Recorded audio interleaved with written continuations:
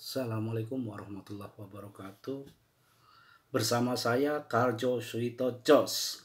Masih bertemu pada materi prakarya kelas 9 semester 1 pada pertemuan kedua.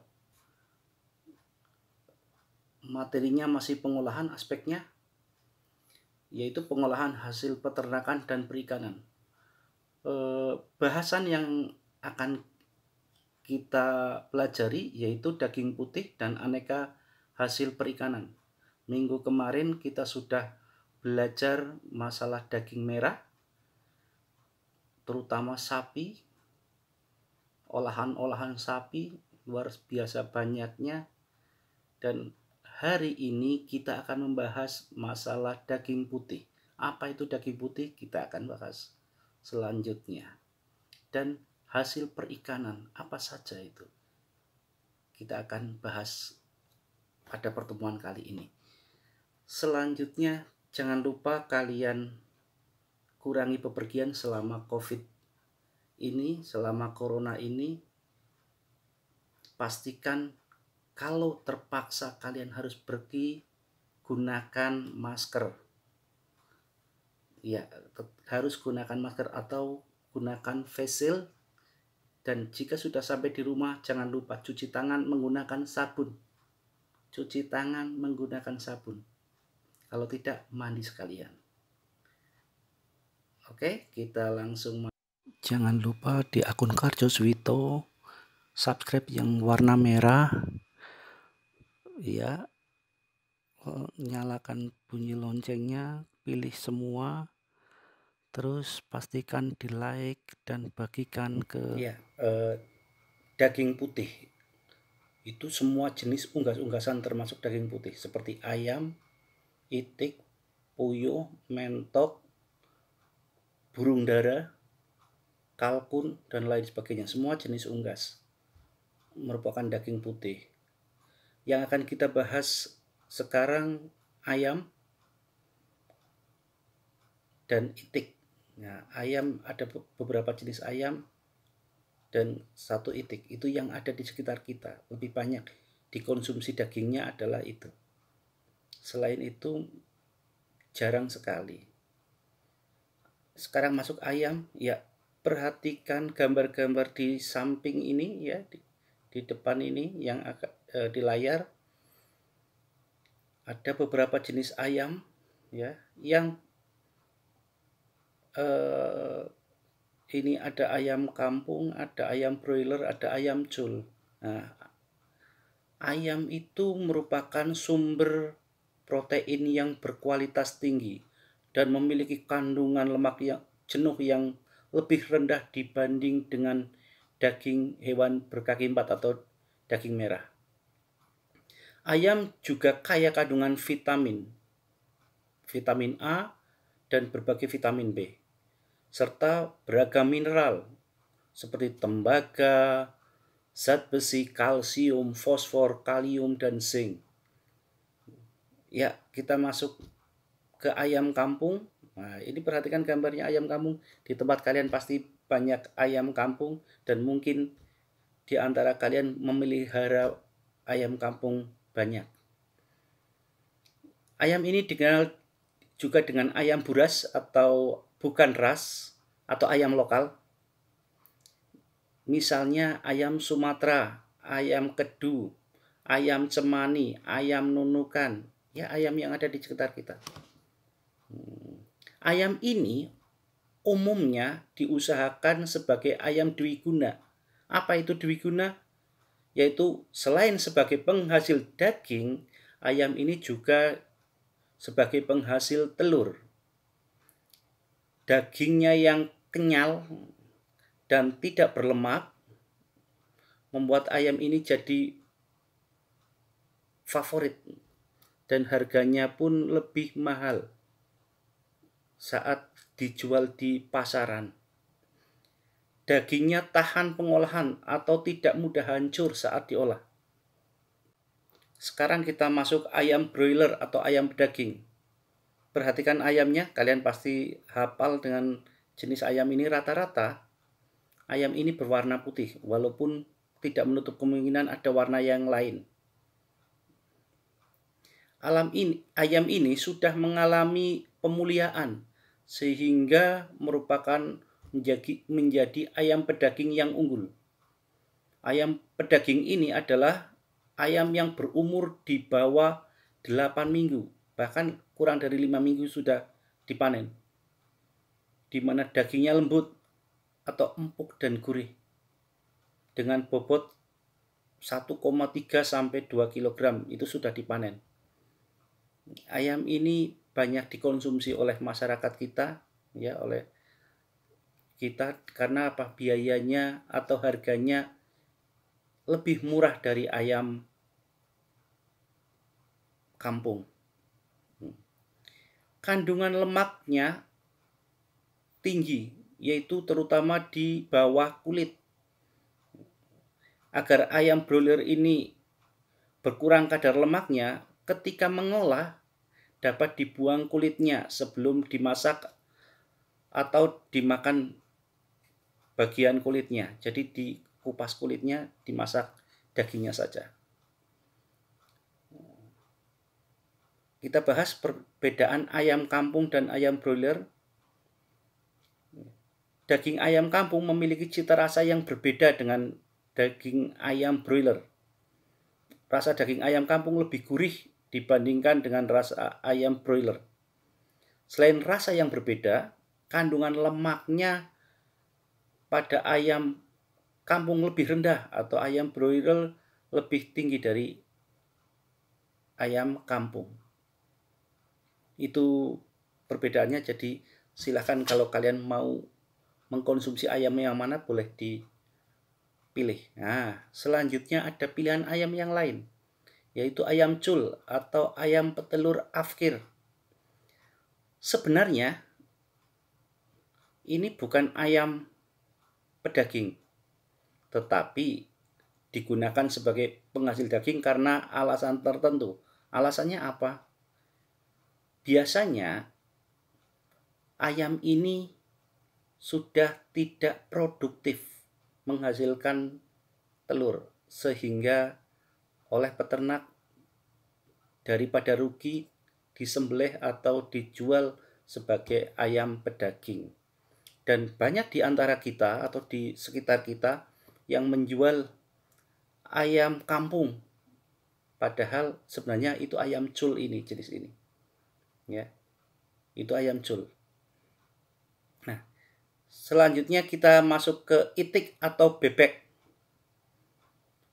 Itik dikenal sebagai unggas, kedua penghasil daging sesudah ayam, karena itik agak mahal, ya, dan dagingnya pun agak alot, sehingga setelah ayam baru itik. Yang paling banyak dikonsumsi oleh masyarakat kita adalah ayam. Ciri fisik ternak itik adalah bentuk tubuhnya langsing dengan langkah tegap. Tinggi tubuh berkisar antara 45 sampai 50 cm dan digambarkan seperti bentuk anggur. Itik ini bertubuh kecil dan kurus dengan berat tubuh rata-rata 1,2 sampai 1,4 kg per ekor untuk itik berumur 2 tahun. Tetapi itik sekarang sudah banyak dibudidayakan seperti ayam broiler. Jadi sudah ada beberapa peternak yang memang sengaja beternak itik atau bebek ini. Jadi sekarang produksinya pun semakin meningkat. Pernah makan bebek goreng Haji Slamet? Ya, itu adalah bebek atau itik yang diproduksi hasil dari peternakan, bukan bebek liar atau itik liar. Itu. Ya, tadi kita sudah membahas daging putih tidak begitu banyak, ya. Sekarang kita bahas ikan. Ikan yang banyak hidup di Indonesia itu banyak sekali, ya. Berdasarkan ekologinya terbagi menjadi 3. yaitu ikan perairan tawar, ikan perairan payau, dan ikan perairan laut. Nah, kita bahas ke perairan tawar dulu, nanti baru payau, terus laut. Apa itu ikan perairan tawar? Adalah ikan yang menghabiskan sebagian atau seluruh hidupnya di air tawar, seperti di sungai ataupun di danau. Lingkungan air tawar berbeda dengan lingkungan perairan laut. Dan yang paling membedakan adalah tingkat salinitasnya. Yuk kita bahas jenis-jenis ikan air tawar. Pertama, lele. Banyak sekali dikonsumsi di kita karena lele pertumbuhannya sangat luar biasa pesat, ya. Ciri-cirinya lele kalian pasti tahu, lihat, perhatikan di gambar, warnanya abu-abu sampai kehitaman, kulitnya licin, agak pipih memanjang, dan yang paling punya ciri khas dari lele adalah kumisnya yang panjang yang mencuat dari sekitar bagian mulutnya. Itu lele. Apa itu hasil pengolahan lele? Apa saja? Yang paling terkenal dan banyak di sekitar kita, banyak di kota-kota, dan ini makanan khas dari Jawa Timur, terutama dari Lamongan, yaitu pecel lele Lamongan. Selain buat pecel lele, lele bisa dimanfaatkan menjadi abon, keripik kulit lele, lele asap, mangut lele, dan macam-macam yang lain. Itu lele. Selanjutnya ikan emas. Bentuk tubuh agak memanjang dan pipih tegak. Mulut terletak di ujung tengah dan dapat disembulkan. Anterior mulut terdapat 2 pasang sungut berukuran pendek. Warna tubuh abu-abu mengkilap. Jadi ada keemasannya. Ikan mas dapat diolah menjadi aneka masakan. Yang paling terkenal dan paling banyak dimanfaatkan, ikan mas dibuat pepes, ya, atau pepes ikan mas. Selain itu pesmol ikan mas.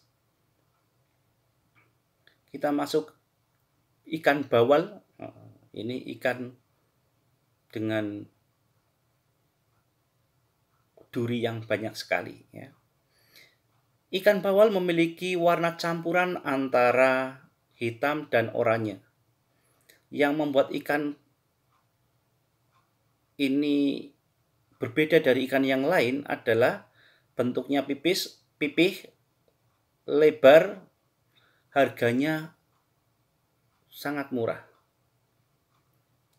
Ikan bawal memiliki daging yang cukup tebal dengan banyak duri halus. Ini yang membuat ikan bawal murah adalah karena banyak duri halus di tubuhnya. Jadi hati-hati saat mengkonsumsinya, ya. Ikan bawal sangat nikmat jika dibakar bumbu kecap atau tumis bumbu tauco dengan irisan cabai. Nah, ikan yang ini adalah ikan mahal, ikan istimewa. Pertumbuhannya juga agak lambat, sehingga ikan ini menjadi ikan favorit di restoran-restoran. Ini ikan paling populer di Indonesia, yaitu gurame. Ya, harga ikan gurame cenderung lebih mahal di antara ikan air tawar yang lain. Ya. Salah satu resep paling populer untuk ikan gurame adalah gurame asam manis dan gurame bakar. Ciri fisik gurame: bentuknya pipih melebar, sisik besar dan rapat, serta berwarna coklat muda. Ini kelebihan ikan gurame, yaitu dagingnya sangat padat, durinya berukuran besar dan hanya terdapat di tengah badannya, sehingga mudah memilahnya, tidak seperti ikan bawal tadi. Kalau ikan bawal banyak duri-duri halus yang ada di sela-sela daging sehingga susah untuk memakan ikan bawal. Jadi ikan gurame ini ikan favorit sebenarnya, tapi harganya cukup mahal. Itu jenis-jenis ikan air tawar. Sekarang kita masuk ke ikan perairan Payo. Ikan yang hidupnya di perairan Payo, di mana perairan Payo merupakan pencampuran antara air tawar dan air laut seperti di muara. Kadar garam dalam perairan tersebut berkisar antara 5 sampai 29 ppm. Yang termasuk ikan air Payo apa saja? Pertama, bandeng. Ya, ikan bandeng merupakan ikan yang habitat aslinya adalah laut. Tetapi saat ini ikan bandeng sudah banyak dibudidayakan di perairan Payo. Ikan bandeng memiliki tubuh memanjang agak gepeng, warna hitam kehijauan dan keperakan di bagian sisi. Karena ikan bandeng ini sebenarnya banyak seperti ikan bawal, banyak duri halus, maka tidak semua olahan ikan bisa tidak semua jenis olahan bisa memanfaatkan ikan bandeng ini. Yang paling favorit dan ini khas, menjadi ciri khas Kota Semarang, yaitu bandeng presto. Ya, ini sering kalau para turis atau orang-orang yang ke Semarang membawa oleh-olehnya adalah bandeng presto khas Semarang. Selanjutnya, kakap. Ikan kakap ada yang berwarna putih dan ada yang berwarna merah. Yang di sini berwarna merah. Ikan kakap putih adalah ikan yang mempunyai toleransi yang cukup besar terhadap kadar garam.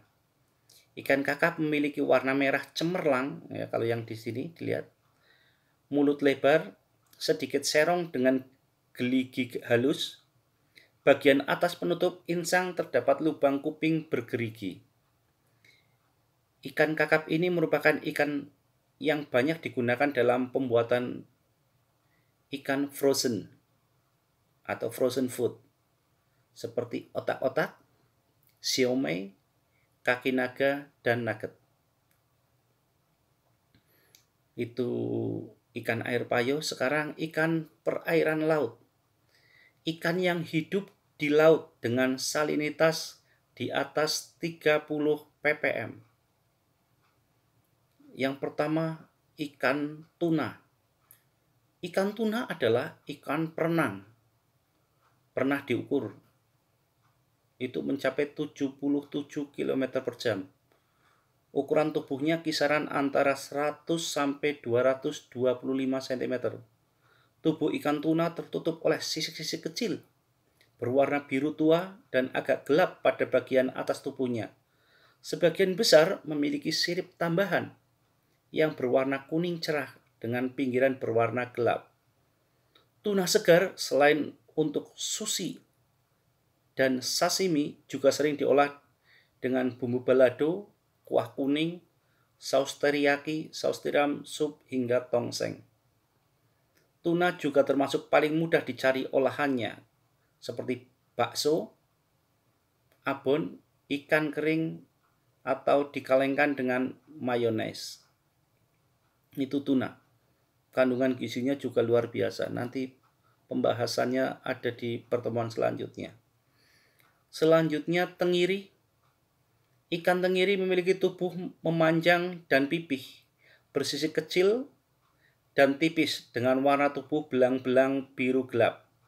Ikan tenggiri bermulut besar dengan taring yang tajam, hidupnya bergerombol dan tidak jauh dari pantai. Ukuran ikan tenggiri bisa mencapai 1 sampai 2,2 meter. Hasil olahan ikan tenggiri yang paling terkenal, yang paling sering di sekitar kita, yaitu siomay ikan tenggiri. Selain siomay, kerupuk ikan tenggiri, bakso, pempek juga menggunakan ikan tenggiri. Selanjutnya adalah kembung, warna biru kehijauan di bagian atas dan bagian bawah berwarna putih kekuningan. 2 baris totol-totol hitam pada punggung, 1 totol hitam dekat strip dada. Bagian warna gelap memanjang di antara garis rusuk. 2 ban warna keemasan di bawah garis rusuk. Sirip punggung abu-abu kekuningan, sirip ekor dan dada kekuningan. Sirip-sirip lain bening kekuningan. Ikan ini memiliki panjang maksimum 35 cm dengan panjang rata-rata 20-25 cm. Olahannya apa? Biasanya ikan kembung diolah dengan cara digoreng, bumbu balado, bumbu kuning, dan bisa juga diolah menjadi kembung tanpa duri. Ya, itu olahan ikan. Sekarang manfaat ikan. Ini asam lemak omega 3 yang amat mutlak untuk kecerdasan otak. Dengan mengkonsumsi ikan bisa kurangi efek penyakit jantung pada pria ataupun wanita.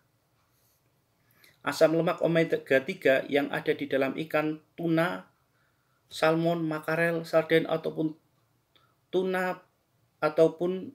tuna juga bisa mengurangi efek peradangan serta sakit persendian.